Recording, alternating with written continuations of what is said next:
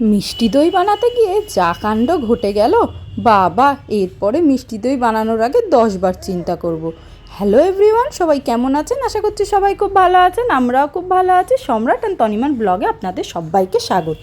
তো প্রথমেই কিন্তু আমি ইন্ডাকশানে মধ্যে কড়াই বসিয়ে নিয়েছি। আজকে কিন্তু বানাবো মিষ্টি দই। মনটা খুব মিষ্টি দই খেতে ইচ্ছা করছে, তাই ভাবলাম যে বাড়িতে একবার ট্রাই করে নিই। এর আগে আমি কখনো মিষ্টি দই বানাইনি। তো প্রথমেই দেখুন, আমি কিন্তু এই দুধটা নিয়ে নিয়েছিলাম।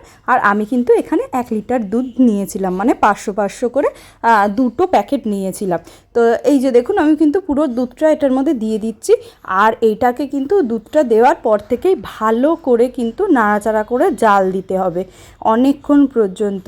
কারণ আমি 1 কিলো দুধকে কিন্তু শুকিয়ে প্রায় 500 মতন করে আনবো, সেরকমভাবে জাল দিতে হবে। দেখুন, আমি জাল দিতে দিতে কিন্তু ওপরে একটা সর মতনও পড়ে যাচ্ছে, আর কতটা কিন্তু কমে গেছে আগে যতটা দিয়েছিলাম।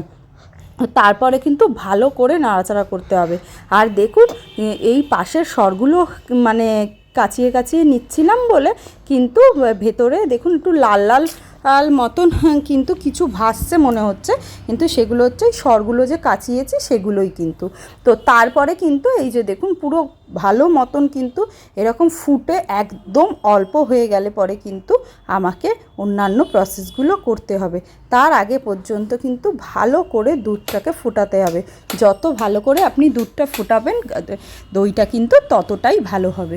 তো যাই হোক, তারপরে কিন্তু এইটা আমি করার পরে এরপরে আমি কি করব, এই দুধটাই কিন্তু অল্প একটুখানি করে 1 কাপ নিয়ে নেব।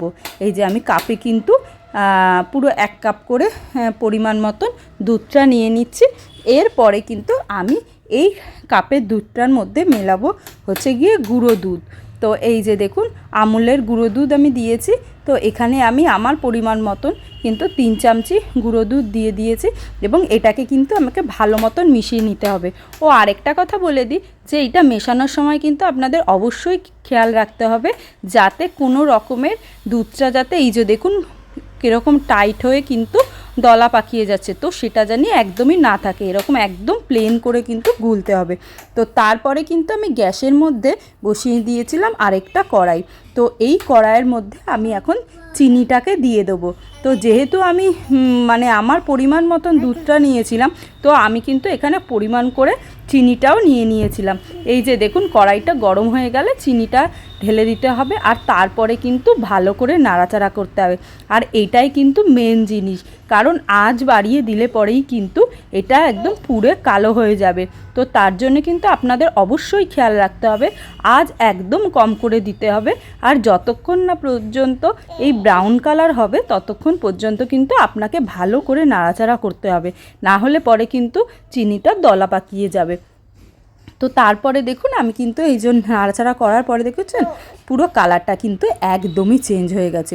যখন পুরো চিনিটা এরকমভাবে মিশে যাবে তখন কিন্তু আমি এটাকে একটুখানি সময়ের জন্যে ঠান্ডা করতে দেবো। আর বলি, যখনই কড়াইটা গরম হয়ে গেছিলো তখনই কিন্তু আমি গ্যাসটা অফ করে নিয়েছিলাম, যাতে আমার এইটা মানে পুড়ে না যায়। তো তারপরে দেখুন, আমার এটা হয়ে গেছে করা। এরপরে কিন্তু আমি যেই দুধটা গুলে রেখেছিলাম, তো সেই দুধটা কিন্তু আমি এটার মধ্যে দিয়ে দিচ্ছি। আর এইটা দেওয়ার সঙ্গে সঙ্গেই কিন্তু আপনাকে খুব ভালো করে নাড়তে হবে, না হলেই কিন্তু চিনিটা একদম চিটের মতন কিন্তু হয়ে যাবে। তো চিটের মতন একবার যদি হয়ে যায় তাহলে পরে কিন্তু আপনি আর ছাড়াতে পারবেন না। তো সেই জন্য কিন্তু ভালো করে এটাকে গোলাতে হবে। তো এরকমভাবে গোলানোর পরে আমি কিন্তু একটা মাটির এরকম ভাঁড় নিয়েছিলাম। দেখুন মাটির ভাঁড়টা আগে কীরকম ছিল আর পরেই বা হয়েছিল কীরকম। আর এই মাটির ভাঁড়টা আমি নেওয়া মাত্রই আমার শ্বশুরমশাই বলেছিল যে এটাকে একটুখানি পুড়িয়ে নিতে হবে। ব্যাস, গণ্ডগোলটা ওখানেই পেকে গেল। যেমনি না বাবা পুড়াতে গেল, অমনি কিন্তু হাঁড়িটা অর্ধেকটা কিছুটা ফেটে গেল। তো যাই হোক, কি করব, আর তখন আর কিছু করবারও ছিল না। তো তার জন্য কিন্তু আমি তারপরে ভাবলাম থাক, যখন হয়েই গেছে তখন আমি ওটার মধ্যেই দিয়ে দিই। এরপরে কিন্তু এই চিনির মিশ্রণটা এই দুধের মধ্যে কিন্তু ভালো করে মিলিয়ে নিতে হবে। আর প্রথমেই বলে দিই, দুধটা একটু ঠান্ডা হলে পরে কিন্তু আমরা এটাকে ভালো করে মিলিয়ে নেব। তারপরে কিন্তু আবার গ্যাসটা অন করে আবার নাড়াচাড়া করতে থাকবো। আর নাড়াচাড়াটা কিন্তু একদম মানে থেমে থেকে কিন্তু পরস্পর করে কিন্তু করতেই হবে। তো তারপরে দেখুন এই যে আমার নাড়াচাড়া করাও কিন্তু হয়ে গেছে মোটামুটি। তারপরে আমি এটার মধ্যে মিলিয়ে দিচ্ছি কিন্তু একটুখানি টক দই। আর টক দইটা আমার ঘরেই পাতা ছিল, তো তার জন্য কিন্তু আমি টক দইটা এখানে ভালো করে মিশিয়ে নিচ্ছি। তো তারপরে এই যে দেখুন দইটা ভালো করে মিশানো হয়ে গেলে পরে কিন্তু এই যে দেখুন ভালো করে কিন্তু মিশিয়ে নিতে হবে, যাতে একটুও দলা দলা ভাবটা যাতে না থাকে। তো তারপরে আমি ওই যে ভাতটা ছিল ওইটার মধ্যে কিন্তু একটুখানি মিষ্টি দই মাখিয়ে নেব। এই যে দেখুন অল্প পরিমাণে কিন্তু আমি একটু মিষ্টি দই নিয়ে নিয়েছি। এরপরে আমি মিষ্টি দইটাকে পুরো ভাতটার মধ্যে ভালো করে মাখিয়ে নেব, যাতে চারিদিকটা ভালো করে লেগে যায়। এই যে দেখুন আমি মাখিয়ে নিয়েছি। এরপরে দুধটা অল্প কিছুটা ঠান্ডা হয়ে গেলেই পরেই কিন্তু আমি কিন্তু এটাকে একদম এটার মধ্যে ঢেলে মানে ভালো করে আর কি সাজিয়ে দেবো। এই যে দেখুন ভালো করে আমার সাজানো হয়ে গেছে। এরপরে ফয়েল পেপার দিয়ে আমি কিন্তু এই মুখটাকে ভালো করে বন্ধ করে দেবো, যাতে হাওয়া বাতাস না ঢুকতে পারে। তো এরকমভাবে আমি কিন্তু বন্ধ করে রেখে দিয়েছিলাম একদম গরম জায়গায়। তো আমি কিন্তু এটা একদম মাইক্রোওভেনে ঢুকিয়ে রেখে দিয়েছিলাম সারা রাত্রিরের জন্যে। তারপরে কিন্তু আমি এটাকে পরের দিন সকালবেলায় ঢুকিয়েছিলাম কিন্তু ফ্রিজে। আর হ্যাঁ, আমার সারা রাত্রিও হয়ে গেছে। তো আমরা কিন্তু এই মানে দইটা কেটেছিলাম হচ্ছে গিয়ে ঠিক দুপুরবেলায়। তো এই যে দেখুন পুরোটা কিন্তু আমার তো তারপরে কিন্তু আমি এটাকে ফ্রিজ থেকে বের করে নিয়েছিলাম। এই যে দেখুন দুপুরবেলা আমি এটাকে ফ্রিজ থেকে বার করে নেওয়া মাত্রই কিন্তু খুবই টেনশানে ছিলাম যে হলো কি হলো না। চলুন আপনাদের দেখাই যে মিষ্টি দইটা ভালো মতন হয়েছে কি না।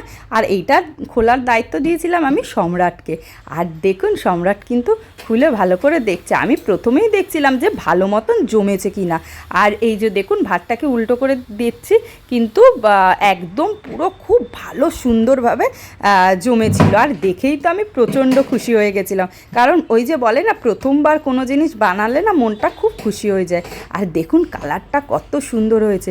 আর এই যে দেখুন কাটছে, দেখেই কিন্তু বোঝা যাচ্ছে, তাই না বলুন, যে কতটা শক্ত হয়েছে। তো ভিডিওটা কেমন লাগলো অবশ্যই জানাবেন। আর আমাদের ভিডিওগুলো যদি ভালো লেগে থাকে তাহলে অবশ্যই লাইক কমেন্ট অ্যান্ড শেয়ার করতে কিন্তু ভুলবেন না। সবাই ভালো থাকবেন আর সুস্থ থাকবেন। দেখা হচ্ছে খুব তাড়াতাড়ি পরের কোনো ভিডিওতে। ততক্ষণের জন্য টাটা। ও আবার একটা কথা বলতে ভুলে গেলাম, আমাদের কিন্তু অবশ্যই কমেন্টে জানাবেন যে কেমন হলো, আর আপনাদেরই বা মিষ্টি দই কার কার খুব প্রিয়। আমার তো ভীষণ প্রিয়। তো আরেকবার আপনাদেরকে সামনে থেকে দেখিয়ে দিলাম। চলুন তাহলে টাটা।